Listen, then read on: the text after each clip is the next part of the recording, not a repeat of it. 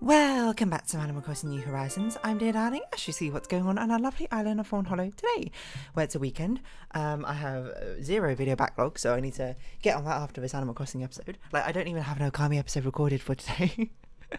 And it's meant to come out, well, in a few hours, but that's fine. I apologise if you hear, like, a soft, like, noise in the background. I've currently got a dehumidifier running, which is interesting, I would say, because I'm not really the type to have a dehumidifier or like use it, but it's like a sort of one that was left, but I was like, okay, you know, let's give it a shot. Okay, well, we'll get onto it in a bit.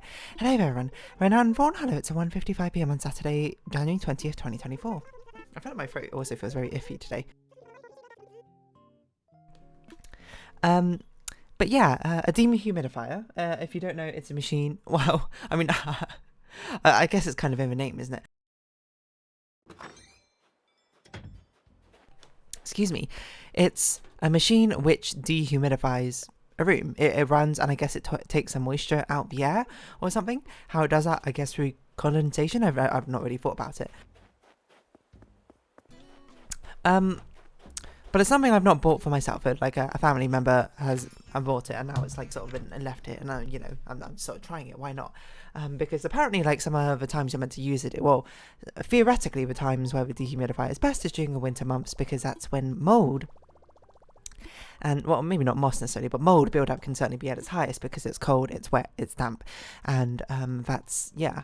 And I've certainly had troubles in this room, especially of mold appearing, or not appearing, but like growing in the corners, namely, I guess due to winter months or something like that, which has since been cleaned and painted over, but you can kind of tell because the colour of green is actually quite a bit brighter in the corner of my room.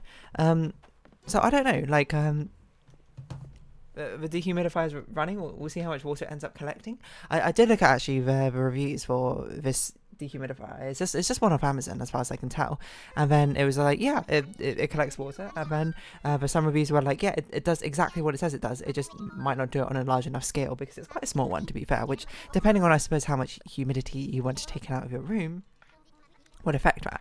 I will say, I always have like these personal not personal biases, maybe personal or maybe cognitive biases against, things like this. I tend to be quite minimalist in how I operate and do things, to be perfectly honest. Like, how would I put it? Basically, where it's like, oh, you could get XYZ thing to make your life easier. For some reason, like, maybe it's like a learned behavior in my brain. I'm just like, I don't need that. Well, maybe not aggressively, but like in my brain, I'm like, oh, I don't need that, like, oh, what use would that have for me, that sort of thing. Basically, I tend to be too quick, I suppose, to reject things which could make my life easier for favouring me doing things manually myself. Like, I'm just trying to think of a good example. Like, I mean, it took me ages before I put like any of my cards on phone contact list, because I was like, oh, I don't really see the need to do it. I'm using like my normal like cards, physical cards, just fine, or anything like that. I don't really see the benefit of putting it on my phone. It's like not an inconvenience to do so. And then, I actually did it, and I was like, wow, it's actually like 10 times more convenient. I don't know why I was so like strangely resistant to it in the first place, because like, what's a harm in doing it in the first place? I guess, you might have that fear of like, oh, someone could just like steal your data. I suppose that's true, but like in the day of like mobile and online banking, it's so easy to like freeze and like disable cards now, isn't it? So, and either way, but due to the way contactless cards work, if they're like close enough to be able to scan your phone to get like a payment out of you, like presumably the same thing will be able to happen if you have your card out as well. So, and that's such a minor risk, I suppose, in the first place. I'm not saying it's not something you should be careful of. Like, don't go like touching your contactless phone, I suppose, to like literally anything. But I think people tend to sort of dramatize and overestimate how often bad things like that might happen to them. Like, I want to make this differentiation here that yes, it does happen. Like, I'm not saying it will not happen to you. I'm not saying it does not happen to you. I'm just saying that basically what I'm saying is some people tend to be overly paranoid about these sort of things, and I think I fall into that camp, to be perfectly honest. And I'm not saying that you shouldn't exercise any sort of level of safety or cautiousness about it, but I guess what I'm saying is there's a balanced threshold you need to find between it, because everything comes with inherent risks, I suppose, but you need to find a balance of whether the risks are worth the trade-off in the end. I mean, like, if you literally took no risks in your life, you probably couldn't even like leave your room, right? Like walking out on the road, not on the road, I suppose, walking on the pavement is a risk. Like going on any form of public transport, car, bike, or transporting yourself at all is a risk. But I think we as a society have mostly established that yes, the risk of, you know, taking a bus, there is a chance maybe like there will be a bus crash or something like that, and it would be a tragic accident, of course, but we understand that the convenience factor of being able to transport ourselves long distances is worth that risk, but very minuscule risk in the first place. But I also understand at the same time that these fears, these paranoia-esque worries tend to be rooted in irrationality in the first place. Even if you understand they are irrational, it does not mean you can sort of override that higher level executive function where it's just like, I still don't want to do it. You know, it's like the fear of flying, despite the fact that the fear, like flying is like one of the most like safest forms of transportation or something like that.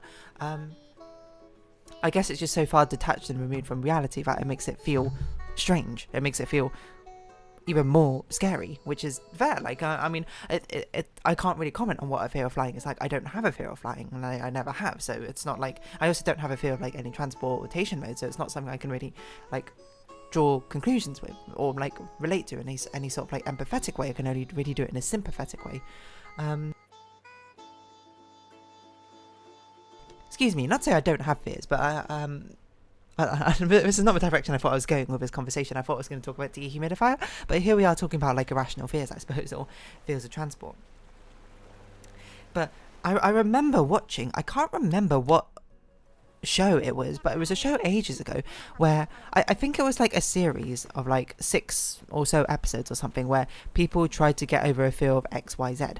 And honestly, I think it takes a lot of bravery and courage. You might not necessarily agree with, I suppose, to overcome a fear. It's actually one of the more braver things you can do, because like, I mean, maybe we're getting super philosophical, but can bravery really be defined with the absence of fear, I suppose? You kind of need fear to exude bravery in the first place, because being brave without fear is, I mean, can that be by definition brave? Like, if you're not scared of anything, are you always brave? Like, is doing something brave because you have no fear that it might go wrong? I don't know. I guess you maybe, to put it more generically, because you know you probably could think of an example of being brave without any fear, is like being brave needs to have like the consequence or an inherent risk, I suppose, of a negative consequence.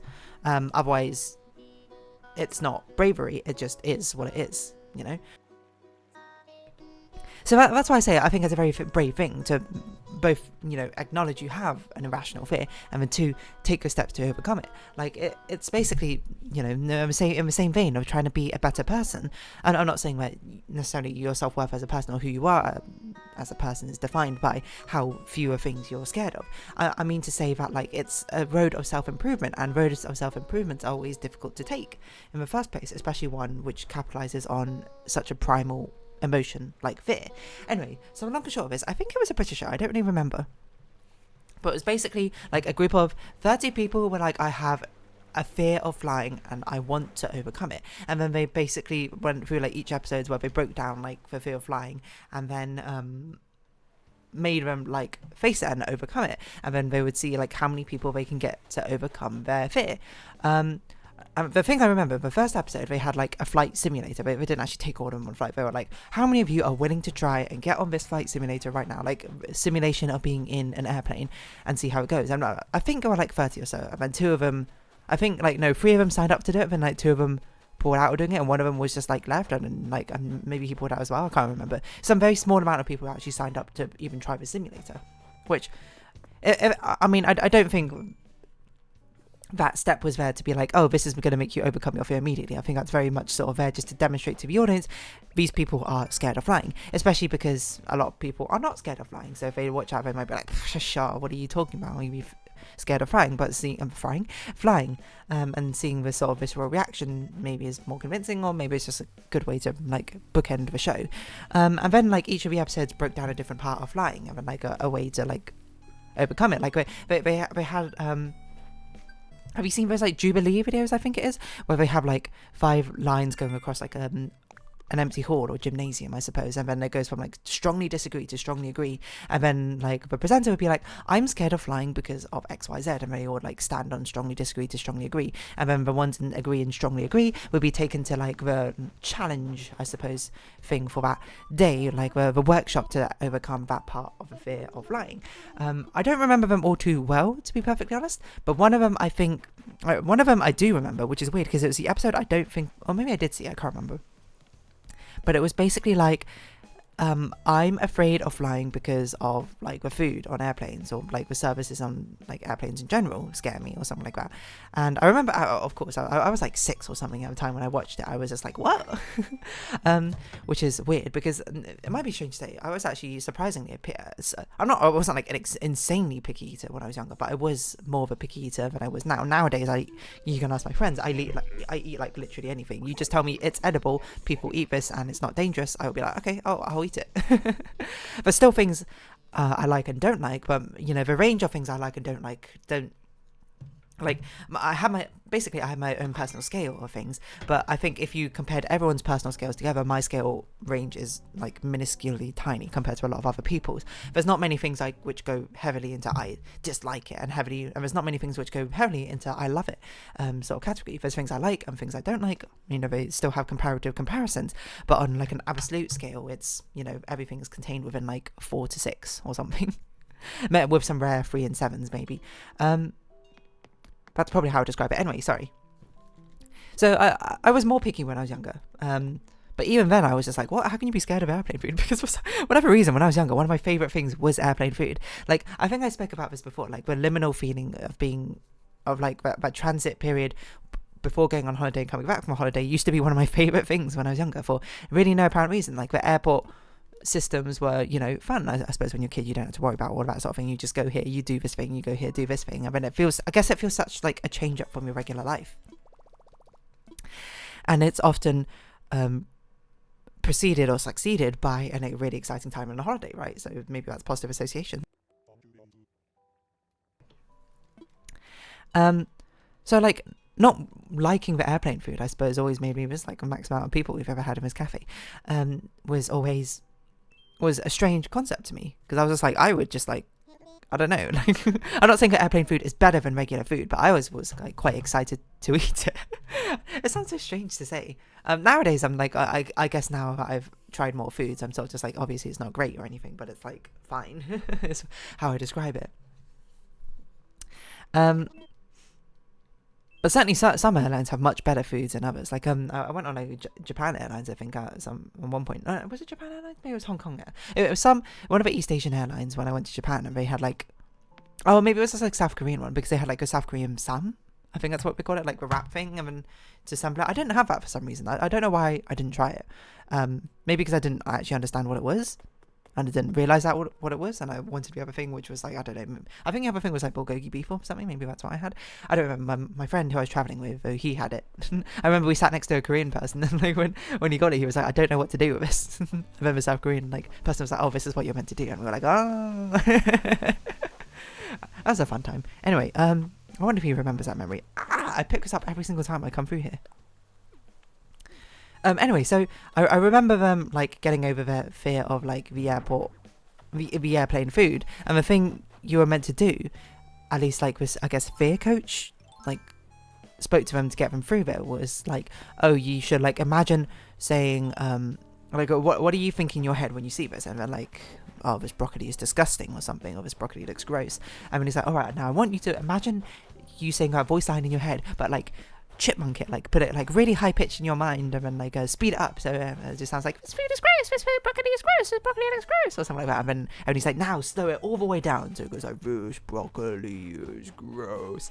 And then I guess by making it funny, it makes you overcome that trepidation you had to eat the broccoli in the first place. Because I remember it just like with shots of people just sort of like laughing into their hand, being like, this is the most hilarious thing. My own internal voice, I suppose. I don't know how this works if you don't have an internal voice. I didn't think about that, but you just go like, well, this broccoli is gross, this broccoli looks gross. And it's just like, I don't know, I don't find the concept of hearing my voice like sped up or slow down like all particularly funny, but I do find the concept that other people find it funny, if that makes sense.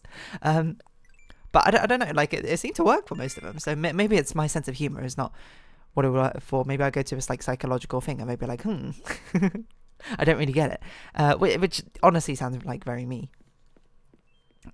I mean, I don't even know what fear necessarily I would go on this like episode TV series for to get over. Like, hold on, maybe I can find it again. I think it's UK TV series Fear of Flying. Fear of Flying? It's not Come Fly With Me, is this it? The series concerns a member of the public confronting their phobias head on. Fear of Flying. It's actually just called Fear of Flying? Cure 50 people of their phobia using Arsenal mind therapy techniques. Year 2006. Okay, so I was 9. Channel for Fear of Flying. I assume we did it for like a load of different fears. Crook Productions. Fear of Flying caught on camera. What is this? This is like a channel for summary?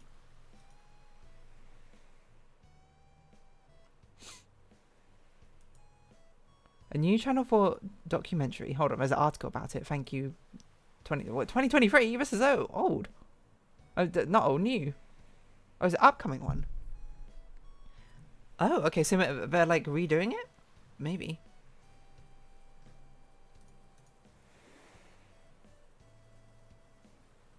Get solo Fear of Flying. Yeah, I mean, this is it. The Fear of Flying with Crook Productions one is exactly the one I was thinking of. There's no more pictures of it. I mean, there's a video here. Let's mute this video. So 10-second clip. They have like Crook Productions. Have you done other Fear of things? Cinderella. Fear of. That seems like the only time they did it, which is interesting. Anyway, I don't remember what the other episodes like contained, or like what they did to get overcome their fear of flying. I think one of them was about like I'm scared of like crash landing or something, and I was like, okay, if there's any part to be scared of fear of flying, I guess that. To me at the time, I was like, that seems like the most reasonable part. And I can't remember, like, they went through, like, training things, and they, like, looked at statistics or something about how rarely it even happens, and all the safety procedures that go into making sure that the flight goes smoothly and safely. I think it was something like that. I don't really remember. Anyway, by the end of it, actually, a significant amount of them actually did overcome their fear of flying. To a certain degree. Like I remember like so many of them, like I think it was like 5 of them pulled out or something of a final, like they went like into the flight simulator again. So many of them were like obviously scared out of their minds, but they were like at the end of it they were like, I can't believe I did that, was amazing. But it's like, I'm so brave, I'm so proud of myself, which is totally fair. That's like a big step to overcome. And then they had a really lovely like credit sequence of like all the postcards and stuff sent in by the people who were on the show which overcame their fear of flying, being like, thanks to you and the show, I was finally able to visit like my grandchildren in Canada or something. And I was like, oh, it's like, they basically did that over and over again. Or like, thanks to you, I finally was like able to enjoy a holiday with my fiance in like Hawaii or something. And I was like, wow, it's crazy. At the time I probably wasn't thinking about, but thinking about that in retrospect, I'm like, wow, how lovely, how lovely is it when humans come together and we can do a good thing for each other like that, no? Anyway, so I guess fear of flying is what I'm titling this episode, despite the fact I was talking about a dehumidifier. Anyway, I hope it wasn't too loud throughout the entire episode. I can audibly hear it, but it's about like the same strength as like a fan, it sounds like to me. But I also have put it like reasonably far away. Like it's like a couple meters out to my left, like 3 meters maybe out to my left. That's not 3 meters, maybe like 2.5, maybe like 2 or something. So yeah, I guess I'm going to round this episode off here. And if you have been watching, thank you very much. It's been Adam Crossing New Horizons. I've been Dear Darling. Likes, comments, subscription, shares, greatly appreciated. Socials, Discord down below. Hope to see each other again. But for now, it's our farewell. So until next time. Bye bye for now.